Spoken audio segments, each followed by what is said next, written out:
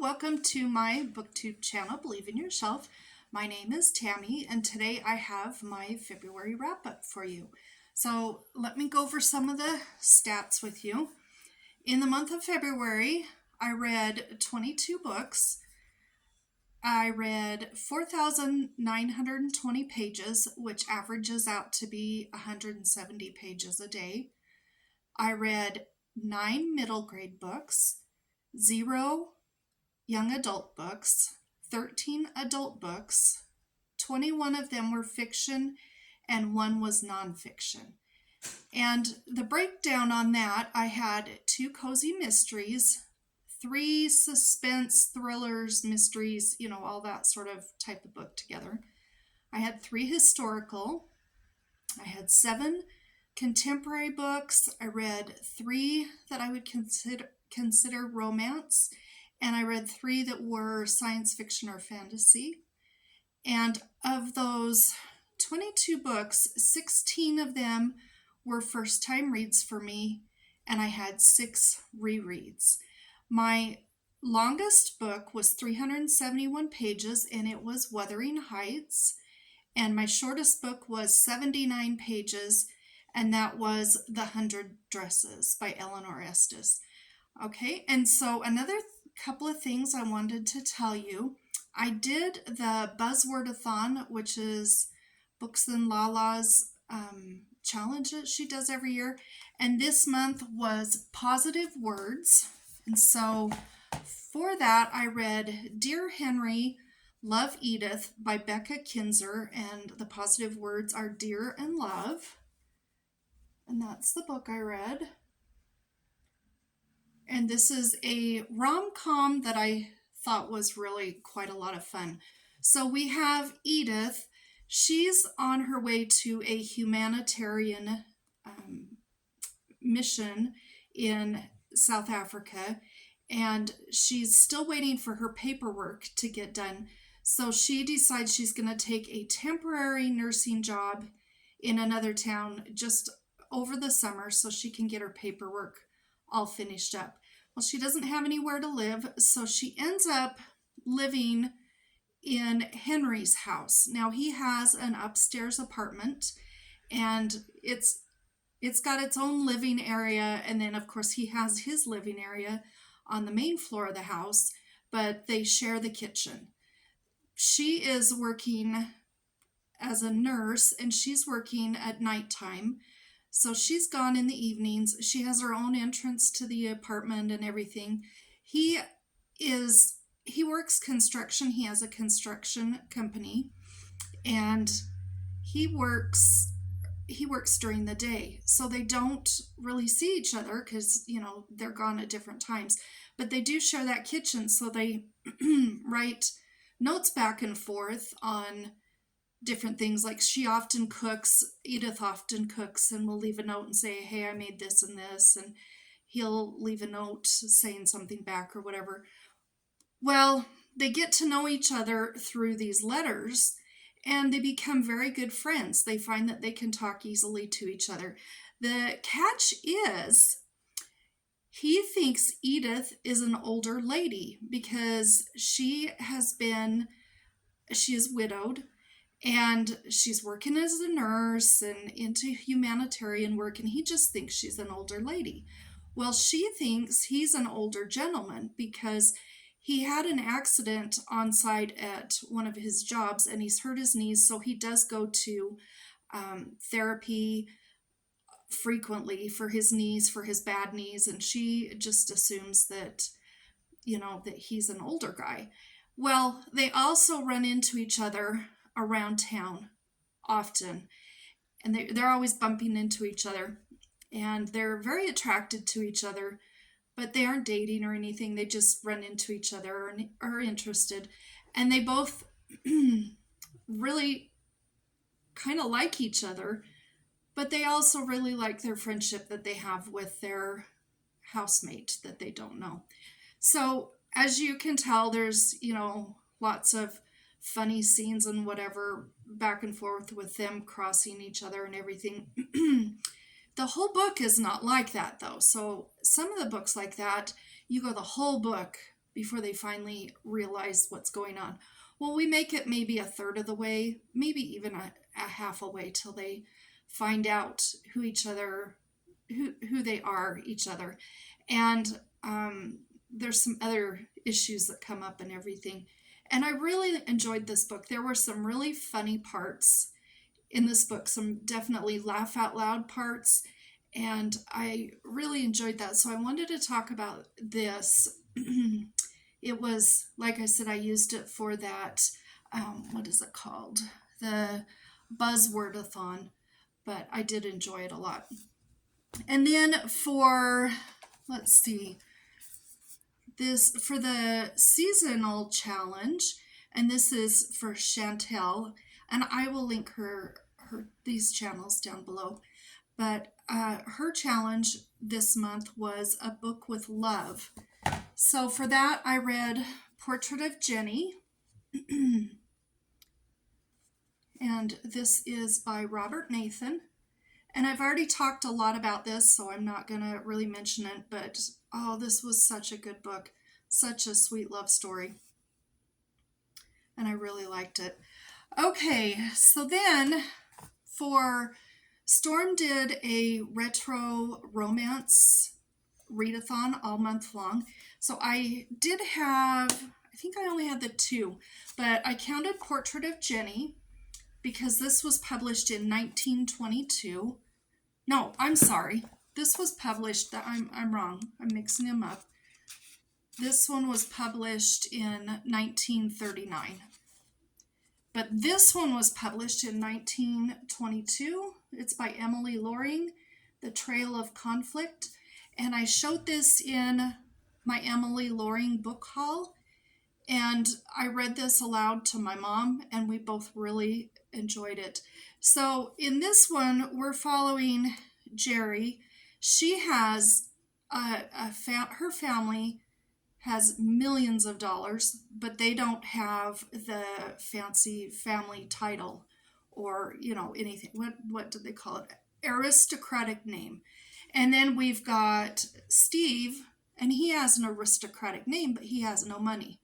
Now, because of their families and their fathers, especially, who are kind of meddlesome, they end up together in a marriage of convenience to combine the two so that both families can get what they want. Neither one of these two people want to marry each other, but they do for their families. Now, Steve's great uncle Nick has passed away, and he's left him a ranch out west. At the beginning of the book, they're living in New York. And they go out west to this ranch, and then all sorts of ranch type things happen. There's a mystery of some cattle, some very special cattle that are being stolen. We've got the lady in the next ranch over, and she hasn't seen any women for probably 6 months or a year, and she's pregnant, going to have her baby, and we've got all the ranch hands. We got all sorts of cowboy stuff, and this was excellent. This was one of my very favorite books of the whole month. I really enjoyed this a lot. So if you can get a hold of this, I think you'd really like it. It's such a good book. But this was in I used this for Storm's readathon. Okay, and then I just have 3 other books I just want to talk about, because of those 22, a lot of them were ones I've already spoken about, or they were just okay books or whatever. So I'm just picking a few of my favorites. This one here is nostalgic for me. My very favorite TV show is I Love Lucy. I just think she's hysterical. I've watched every one of those episodes no less than 20 or 25 times. I just love to watch that show. And I found this. This is Lucy and the Madcap Mystery. Now, this is not from the I Love Lucy show. This is from the, I think it's just called The Lucy Show, when Lucy is Lucy Carmichael, and Vivian is living there together. They share a house, and Lucy's son and daughter live with them, and Vivian's son lives with them. So if you've seen the Lucy show and remember Lucy Carmichael and Vivian, you'll know what I'm talking about. And this was so much fun. I know it's a middle grade book. It's very old. It was published in 1963, and I forgot to say who it's by. It's by Cole Fannin. And look at these end papers. There's illustrations throughout the book, but I just love this because this was, I could picture it. Okay, let me tell you, it felt like I was watching an episode, a really long episode of the Lucy show. They spoke the way they did in the show. They talked to each other the way they did in the show. They still had their own idiosyncrasies, just like they did in the show. And I love this. And this one here, of course, they're going to end up in trouble because of Lucy. But they end up going camping, and they've been invited to an air show at an Air Force base that's fairly close nearby. And of course, Lucy has the whole government up in arms. They've got people chasing him. Viv is mad at Lucy, for getting him into another scrape. The kids are all involved, and I really love this. I found this copy on eBay, and it's just in really good shape. And I loved it. I have to talk about this month. Okay, I do have two other books I'd like to talk about that I really liked. The first one's called Babbacombe by Susan Scarlett. Now this cover shows a department store. This was written back in, I think it was 1941. Yeah, it was 1941 by Noel Streatfeild, who wrote also under the name of Susan Scarlett. But let me show you that cover. That's part of the department store. And Dean Street Press has taken a whole bunch of books that were written in the 1930s, 40s, and 50s that are no longer in print, and they've begun printing them, and they're out there for us to read again. And I really loved this book so much. So in this one, we're following a young girl named Beth, and she's just graduated from high school. And her dad has always worked at Babbacombe's department store, and he's so excited to get her a job after school's over and she's graduated high school. So he gets her a job, and she's going to be working in the dress department. And they have a very tight-knit family. They don't have a lot of money because he doesn't make a lot of money at the department store, but they have a lot of love. And she has a couple of younger siblings, and they're a very tight-knit family. So she gets this job working there. Also, what's going on, she has a cousin, the father's sister, brother's daughter. I can't remember how she is related, but it's Beth's cousin. She has to come stay with them for a while for different reasons. And she's awful. She's just awful. She's such a troublemaker. And she thinks she's so much better than this family, and she's stirring up trouble with everybody she can. So, they're trying to live with her and love her and keep her happy because she's family, but she's really difficult. So he also gets her a job at the store, and she is one of the elevator girls. And in this book, you get to know all about those 1940s, even 1950s department stores with the elevator girls and going up and down to all the floors and announcing what's upstairs and downstairs. And they have just an area for everything you could possibly think of. So you learn a lot about the department store. You've got a thief loose in the department store, and Beth is involved with trying to help catch this thief. And also the other thing that's going on in the very, very, very beginning of the book, she's at the train station waiting for her cousin to show up. She trips over this one dog that's owned by this gentleman, and they talk for just a moment. He leaves, and come to find out, he is the kind of troubled, I guess you would say, son of the department store owner. And she doesn't realize that yet. They get stuck in an elevator and the elevator gets caught, and she finds out who he is, and she really really likes him and he really likes her, but they have different status backgrounds, and so she's really worried about it, and he's pursuing her the whole book, and this cousin is trying to mess things up the whole way through. And there's some side stories with the siblings and her parents as well. And this was just a delightful book. I think this one and The Trail of Conflict were probably my very favorite books of the month. I really like this. And you can find all of these Dean Street Press books on Amazon if you look up Dean Street Press. And then the last book that I want to talk about is called The Hideaway by Lauren Denton. And that's a picture of that. So in this book, we're following Sarah. Her grandmother has passed away, and she's the only one. Her parents had passed away when she was very young. And so she was kind of raised by her grandma, and she has moved away. She's living in New Orleans, and she has an antique shop. She buys antiques and restores them and sells them, and she's got a really good business there. And her grandma is in Sweet Bay, Alabama.